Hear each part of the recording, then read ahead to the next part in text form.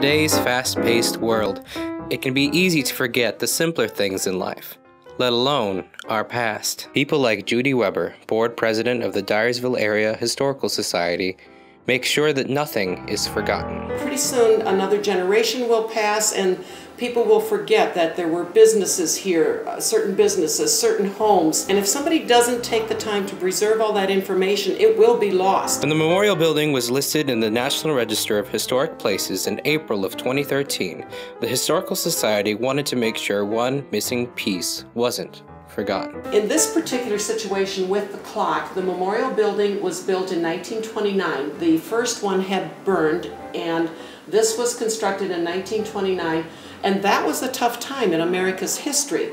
But the people of that time put that clock on there when it maybe wasn't really necessary, and that building has been preserved just almost perfectly the way it was built in 1929, except for that clock. Thanks to a grant from the Dyersville Area Community Foundation and other local contributors, the Historical Society is now able to replace the long-missed clock. It's such an important part of Dyersville history that a city is not just water and sewer and streets, and yes, that's all important, but sometimes it's just the extras that present a community that is progressive and yet interested in its history. We have one special person that donated.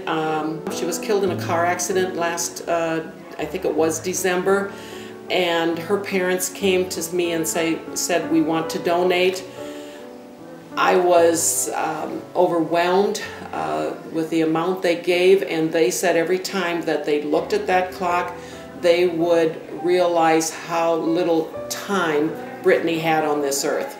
And I will think of her every time I look at that clock.